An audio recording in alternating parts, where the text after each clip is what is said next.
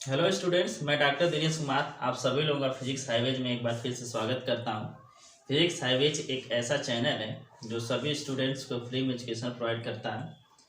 तो स्टूडेंट्स अभी तक इस चैनल को सब्सक्राइब नहीं किया, सब्सक्राइब कर लें, साथ ही नोटिफिकेशन का बेल आइकन प्रेस कर लें, जिससे इसी तरह के वीडियोज़ का नोटिफिकेशन सबसे पहले आपको मिलता रहे।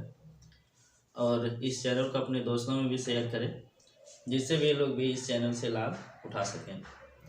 तो स्टूडेंट, आज हम जो है कि एक नई टॉपिक डिस्कस करेंगे जिसका नाम है रिफ्लेक्शन थ्रू ट्रांसपेरेंट प्रिज्म या simply through prism and activity 11.1। तो इसमें दो चीज़ें कवर करेंगे। ये दोनों चीज़ें जो हैं, जो टॉपिक हैं, दो टॉपिक, ये बेसिकली एक ही टॉपिक से रिलेटेड है। एक्टिविटी 11.1 वह जो है रिफ्रैक्शन कैसे होगा प्रिज्म के थ्रू, उसी को जो है कि समझने के लिए बनाई गई है एक्टिविटी। ठीक है, तो इसको जो है कि हम लोग पहले जो है कि डिस्कस करेंगे कि रिफ्रैक्शन क्या होता है, और उसके बाद जो है कि प्रिज्म क्या होता है उसके बारे में समझेंगे। फिर उसके बाद जो कि एक्टिविटी के थ्रू जो है कि किस तरह से रिफ्रैक्शन होता है उसको हम लोग जो है कि डिस्कस करेंगे। ठीक है, तो dear students, we know that light gets refracted through a rectangular glass slab।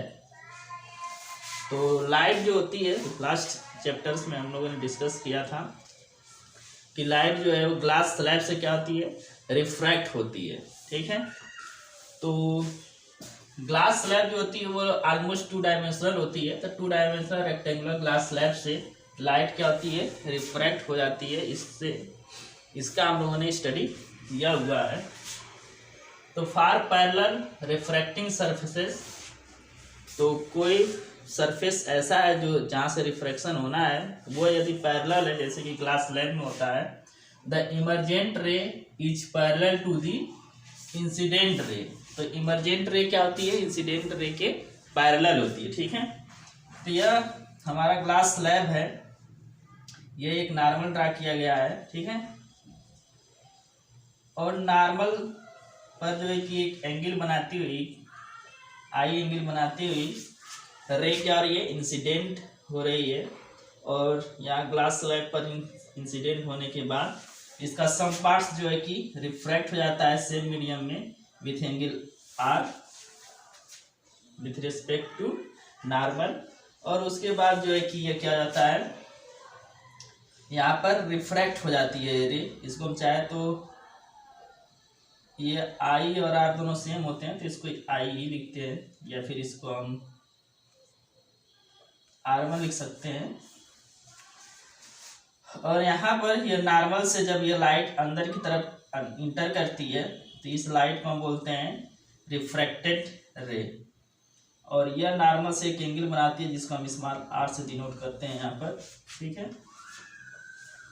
तो यह जो एंगल है वो इस एंगल से ग्रेटर होगी या लेस होगी, ये डिपेंड करती है कि ये रिफ्रैक्टेड रे जो है किस तरह के मीडियम से किस तरह के मीडियम में जा रही है। यदि रेयर मीडियम से डेंसर मीडियम में जाएगी तो ये आर की वैल्यू स्मॉल होती है इस आई से, और यदि डेंसर से रेयर में जाती है तो यह लार्ज होती है। ठीक है, तो यह जो रिफ्रैक्टेड रे है और ग्लास स्लैब से निकलने के बाद यह जो लाइट है, लाइट रे, उसको हम इमर्जेंट रे बोलते हैं। तो यह इमर्जेंट रे और इंसिडेंट रे, इसको हम आगे इस तरह से बढ़ाएंगे तो यह डायरेक्शन आएगा इंसिडेंट रे का। तो ये दोनों क्या होते हैं, पैरेलल होते हैं। तो ग्लास स्लैब से जब रिफ्रैक्शन होता है तो इमर्जेंट रे और इंसिडेंट रे क्या होते हैं, पैरेलल होते हैं। However it is laterally slightly displaced laterally, जबकि इसमें एक डिस्प्लेसमेंट होता है, डिस्प्लेस होते हैं। ये नहीं कि जिस डायरेक्शन में इंसिडेंट रे हुई है, यहाँ से इंसिडेंट हुई है, एग्जैक्ट उसी डायरेक्शन में नहीं आती, उसके पैरेलल डायरेक्शन होता है। इसके बीच में एक शिफ्टिंग होती है जिसको हम लेटरल शिफ्ट बोलते हैं। ठीक है, तो इसमें लेटरली जो है कि शिफ्टिंग आती है इंसिडेंट रे और इमर्जेंट रे में। हाउएवर ये क्या होते हैं, पैरेलल होते हैं। तो यह जो है कि पूरा डिटेल है किस तरह से इमर्जेंट होती है या रिफ्रैक्ट होती है लाइट थ्रू ग्लास स्लैब। अब क्वेश्चन अराइज होता है कि question arises how light gate reflected through transparent prism. यदि हमारे पास ट्रांसपेरेंट प्रिज्म है तो उस प्रिज्म से कैसे जो है कि लाइट रिफ्रैक्ट होगी, यह हमारे पास एक क्वेश्चन आता है। तो before going to the answer of this question first we have to know about the prism.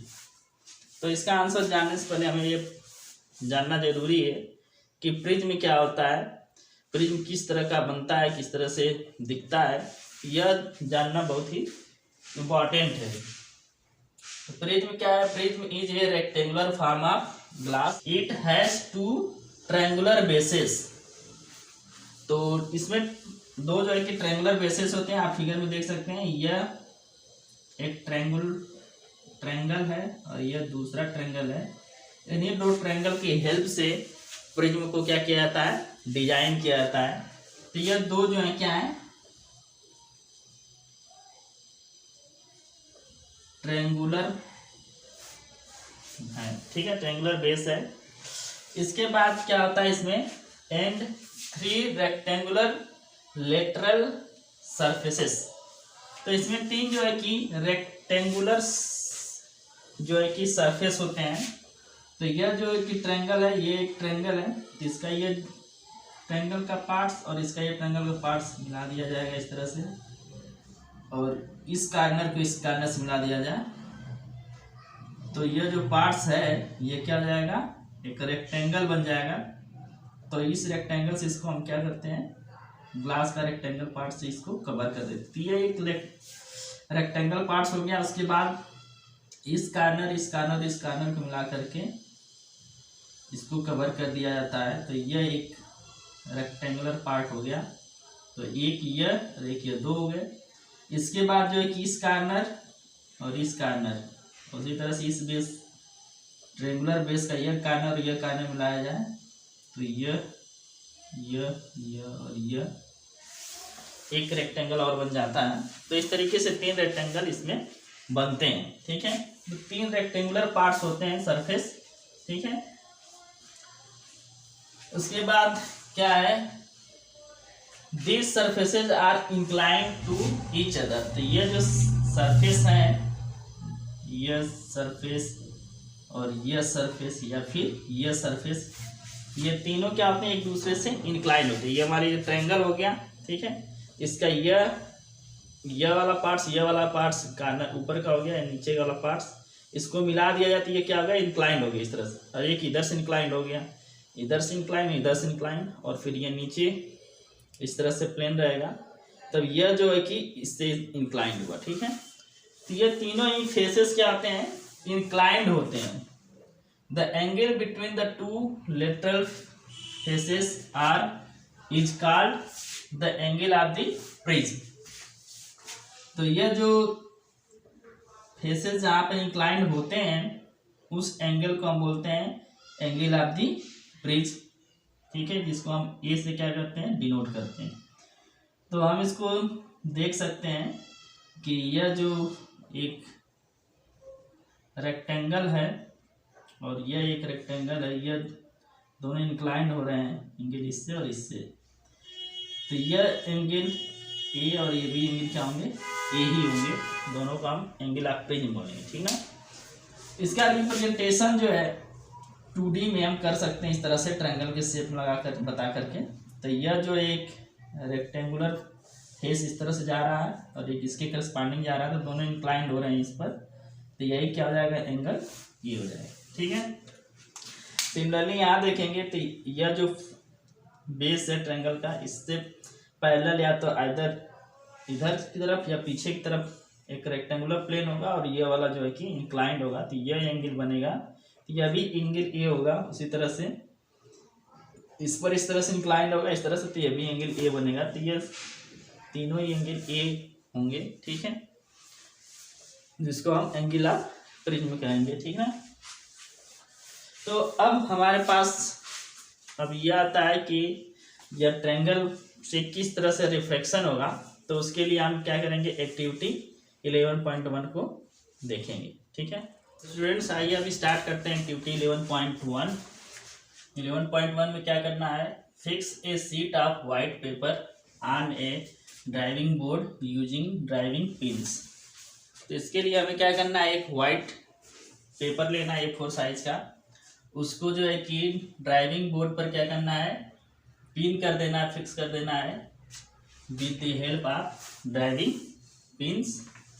Second step में क्या करेंगे, place a glass prism on it, उस वाइट पेपर पर एक ग्लास प्रिज्म को रख देंगे, such a way that it rest on triangular base, और उसको इस तरह से रखेंगे कि प्रिज्म का जो बेस है, ट्रायंगुलर बेस, वह जो है कि पेपर शीट पर लाई करे।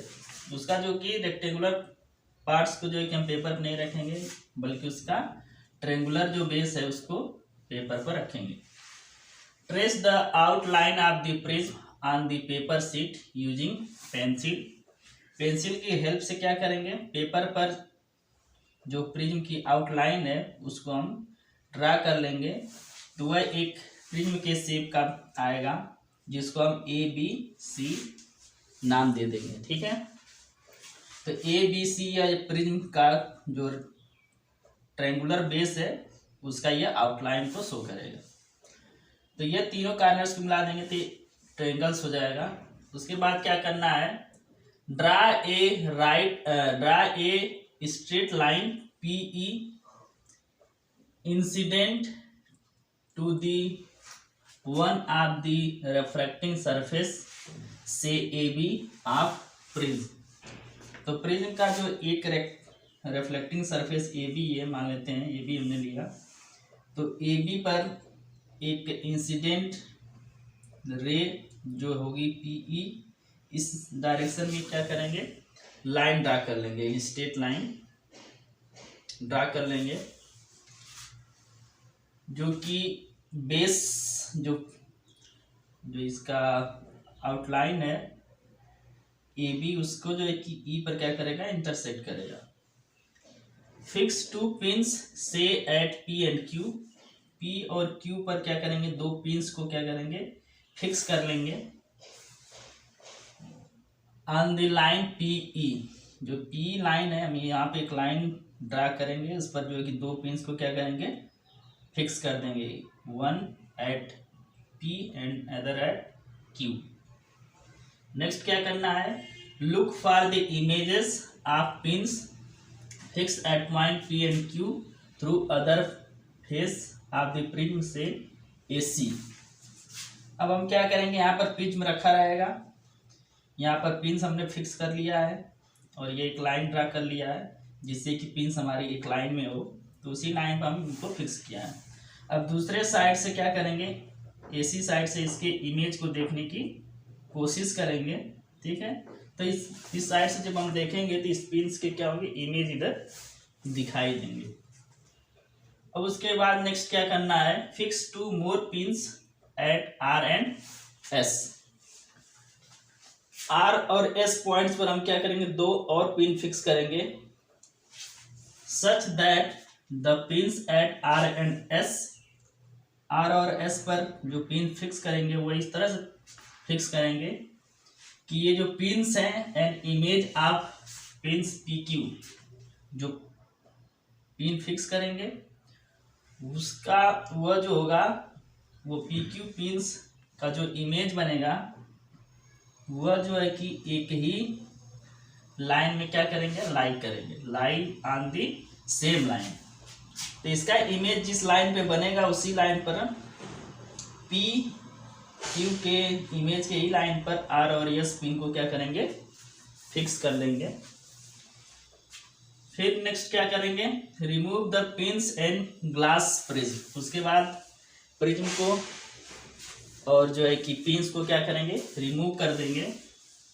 इसके बाद क्या करेंगे, the line PE meets the boundary of the prism at E। तो ये PQ से होते हुए जो लाइन जा रही है PE, वह प्रिज्म की बाउंड्री पर मीट कर रही है पॉइंट E। और इसी तरह से क्या करेंगे, similarly join and produce points R and S. तो आर और एस जो पिन्स हमने फिक्स किया था, उसके जो 2 पॉइंट्स जनरेट होंगे, उन 2 पॉइंट्स को एक लाइन के फॉर्म में क्या करेंगे, ज्वाइन कर देंगे आर और एस को, और उसको जो है कि आगे प्रोड्यूस करेंगे। तो ये जो फेस एसी है प्रिज्म का, जिसका आउटलाइन हमने ड्रा किया है, उसको यह पॉइंट एफ पर क्या करेगा, इंटरसेक्ट करेगा, मिलेगा यहाँ पर। ठीक है, अब हम क्या करेंगे, पॉइंट ई एंड एफ को क्या करेंगे, ज्वाइन कर लेंगे, ज्वाइनिंग ई एंड एफ। तो इस तरीके से हमें 3 लाइनें मिलेंगी। एक हो जाएगा पी ई, दूसरा हो जाएगा एफ एस, और तीसरा हो जाएगा ई एफ। अब हम क्या करेंगे, draw perpendicular to the reflecting surfaces A B and A C. यह ए बी और ए सी जो सरफेसेस हैं, यहाँ पर जो है कि 2 परपेंडिकुलर ड्रा करेंगे, एक at point E and another at point F on the faces A B and A C. अब इसके बाद क्या करेंगे, जब ये नॉर्मल ड्रा हो जाएगा तो यहाँ पर एक एंगल हमें मिलेगा पी ई और नॉर्मल के बीच में, जिसको हम असाइन कर देंगे, मार्क कर देंगे एज आई। और यहाँ पर यह नॉर्मल एन और एन डैश के बीच जो नॉर्मल है और यह पी ई जो लाइन ई एफ लाइन है, इसके बीच में एक एंगल बनेगा, जिसको हम स्मॉल आर से क्या करेंगे, असाइन कर देंगे। इसके बाद यहाँ जो नॉर्मल हमने ड्रा किया एम एम डैश, और यह जो रे है, यह इमरजेंट रे इसको बोलेंगे। तो यह इमरजेंट रे और नॉर्मल के बीच का जो एंगल होगा, इसको हम ई से डिनोट कर देंगे।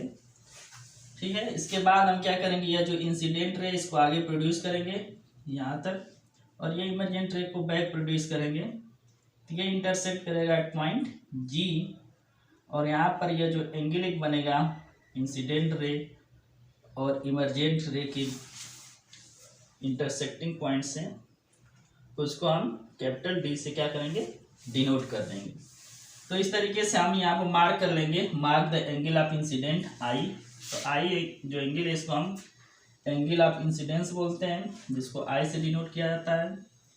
फिर angle of refraction small r से डिनोट करते हैं, तो ये एंगल ऑफ रिफ्रैक्शन हो गया। एंगल ऑफ इमरजेंस ई से डिनोट करते हैं, तो ई जो एंगल ऑफ इमरजेंस है।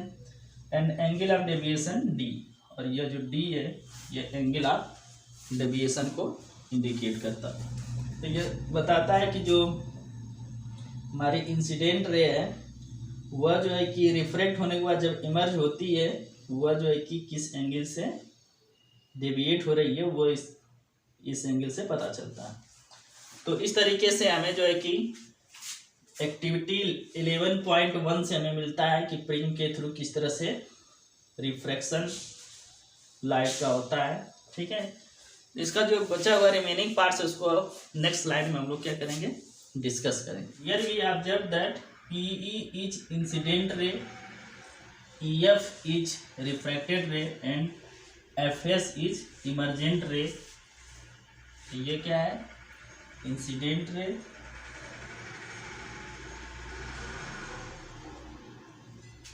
और यह जो है रिफ्रैक्टेड रे, और यह है इमरजेंट रे।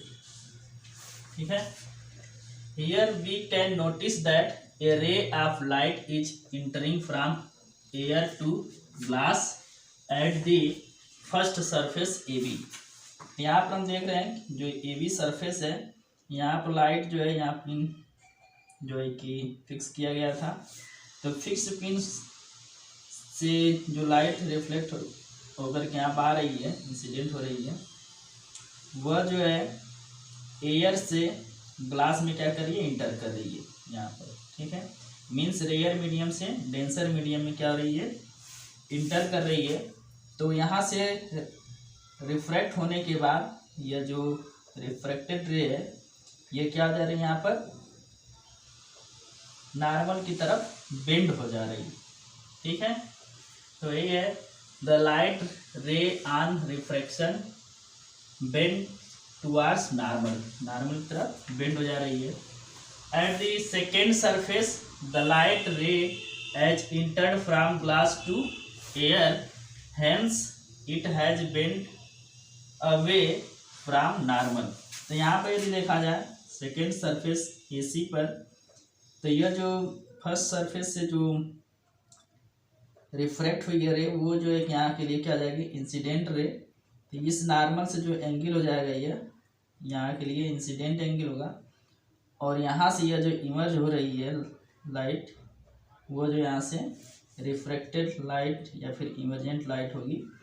तो यह एंगल और ये एंगल हम देखेंगे। तो यह डेंसर से जब रेयर में जाती है तो नॉर्मल से ये क्या होती है अवे बेंड होती है, इसलिए एंगल यह इस वाले एंगल से क्या है ग्रेटर है। ठीक है, comparing the angle of incident and the angle of refraction at the its reflecting surfaces of the prism we get same relation between these angles as in the case of refraction by glass slab. तो glass slab के case में जैसे जिस तरह का हमें relation मिलता है इंसिडेंट एंगल और रिफ्लेक्टेड एंगल के बीच में, वही रिलेशन हमें यहाँ पे भी मिल रहा है जब AB या फिर AC से लाइट क्या हो रही है रिफ्रैक्ट हो रही है या फिर इमर्ज हो रही है। तो इस तरीके से यह जो है कि प्रिज्म के जो रिफ्रैक्टिंग सरफेसेज हैं वे भी जो है रिफ्रैक्शन के लॉ को क्या करते हैं फॉलो करते हैं। But due to peculiar shape of the prism makes the emergent ray bend at an angle to the direction of the incident ray। तो ग्लास स्लैब के केस में हम लोगों ने देखा था कि जो इंसिडेंट रे होती है और इमर्जेंट रे वह दोनों जो है कि पैरेलल डायरेक्शन में होती हैं, लेकिन यहाँ पर इसके स्पेसिफिक शेप की वजह से प्रिज्म का जो शेप होता है वो स्पेसिफिक होता है, तो उसकी वजह से जो इमर्जेंट रे है और ये इंसिडेंट रे है ये इसके बीच में एक एंगल बनता है, ये पैरेलल नहीं होते हैं। ठीक है, तो ये एंगल को हम फाइंड कर सकते हैं इंसिडेंट एंगल को आगे हम प्रोड्यूस करके और इमर्जेंट रे को आगे प्रोड्यूस करके या जहाँ पर इंटरसेक्ट करेंगे उनके बीच का जो एंगल होगा वो एंगल हो जाता है। ठीक है, जिसको हम कैपिटल D से डिनोट करते हैं। यही एंगल क्या आ जाता है इसके डेविएशन को शो करता है। ठीक है, तो this angle is the angle of deviation and denoted by angle capital D।